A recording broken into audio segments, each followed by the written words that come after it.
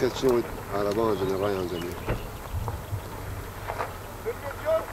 Ekeyim ben onu.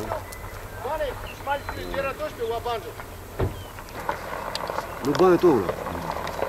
To başım var zaten. Acaba ruş olsun.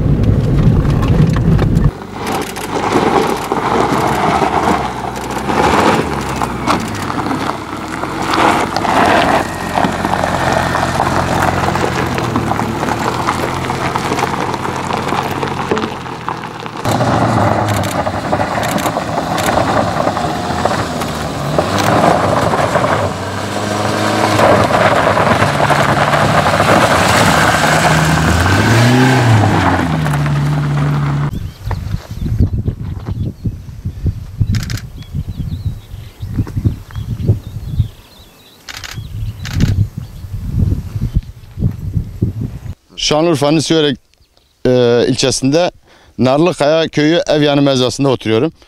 Yaklaşık bir 10 yıldır bu yolumuza stabilize yapılmamış. Hiçbir çalışma yapılmıyor. Yani şarampollerimiz yoldan daha yüksek konuma gelmiş. Belediyeyle görüştük birkaç sefer. Milletvekilleriyle görüştük. Bu yolumuzun bir çözüme ulaştırması için. Ama hiçbir şekilde hiçbiri yardımcı olmuyor. Stabilize yolun tartışması bile yapılmaması gereken bir dönemdeyiz. Onun bile tartışılır hale getirmişler. Yolunuz iyidir diyorlar ama bence bir tane yetkili gelse buraya yolun ne durumda olduğunu görecek ama zahmet edip buraya kadar yani teşrif etmiyorlar. Bu ara bağlantı yollarında hepsi beton yoldur. Bizimki yaklaşık bir 5 kilometre civarında. 5 kilometre civarında stabilizedir ve çok kötü durumdadır. Kışın çocuklar, öğrenciler okul servisleriyle gittiği zaman her zaman bir endişe içerisindeyiz. Burada servis devrilecek, orada servis devrilecek. Yazın zaten ayrı bir şey oluyor. Yolların taşları kalkıyor, çakıl taşları kalkıyor. Arabaların altına değiyor. Bir yerlerde bir sıkıntılar çıkarıyor. Ama bir şekilde devlete, yetkililere, kimseye derdimizi anlatamadık. Hele Urfa Büyükşehir Belediyesi'ne söylüyorsun, hiç dikkate almıyor. Daire başkanlığına birkaç sefer yazı yazdık. Dilekçe yazdık. CİMER'e yazdık. 7-8 tane dilekçe yazmışım CİMER'e. Oradan da bir netice alamadık. Yani bu yolun yapılması lazım. Bir şekilde bu mağduriyetimizin giderilmesi lazım. 7-8 tane köy var. Nereden baksan 1500-2000 tane nüfus var. Buranın misafiriyle hesaplasan günlük ortalama belki 1000 kişinin uğradığı bir yerdir ama yol yok. Kimse gelmek istemiyor. Misafir bile kabul etmiyor. Narlıkaya Evyanı mezrasında ikamet etmekteyim. Bizim yolumuzun yapılması için bayağı bir çaba gösterdik. Fakat herhangi bir netice alamadık. Yetkililerden, özellikle Cumhurbaşkanımızdan istirhamımız bizim bu yaptığımız şeye bir müdahalede bulunsa çok memnun oluruz. Yaklaşık 9 köy bu arada mağduriyet durumdadır. Köylerin ismi Alhas, Bahçe, Örüklü, Evyanı, Ekecik, Eskikent. Ondan sonra diğer şey vardı, bir köy daha vardı. Niğit, eski ismi Niğit dediğimiz köy. Bu yolun üzerinde bütün insanlar mağduriyet içerisindeler. Yani bizim bu mağduriyetimizi gidermesi için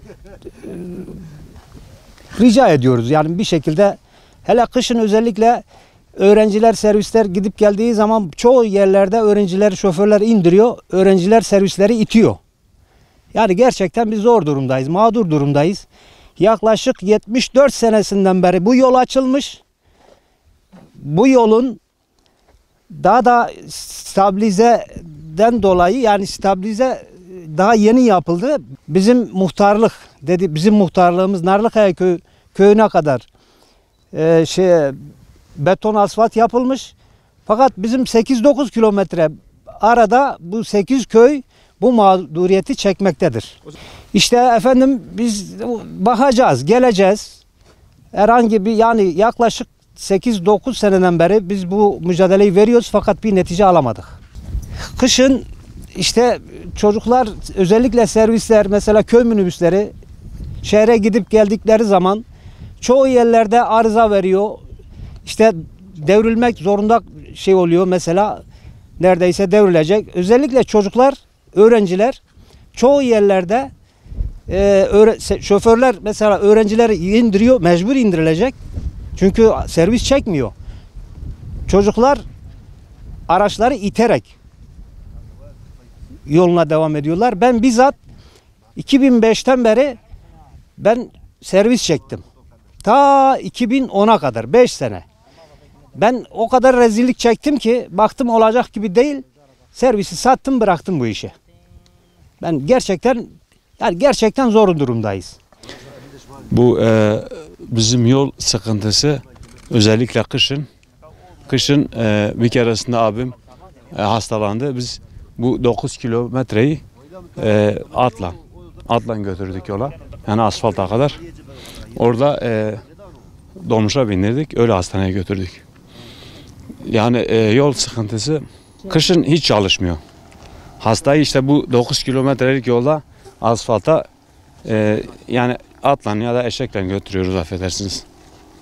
Yolu siz de geldiniz, gördünüz. Gerçekten biz çok zorluk çekiyoruz bu yolda. Yani arabalarımız görüyorsunuz Badanaj'dan çıkıyor yukarıya. Yani bir misafirimiz geldiğimizde gerçekten utanıyoruz ki bir misafir ağırlamak istiyoruz ama utanıyoruz. Yani yollardan dolayı kimseyi buraya getirmek istemiyoruz. Bizim yetkililerden tek istediğimiz bu yolu yapılmasını istiyoruz. Ve yıllardan beri bu yolların yapılması için ödenek çıkmış ve bu ödenek gerçekten yenilmiş ve ben bunu biliyorum ki ve araştırdım.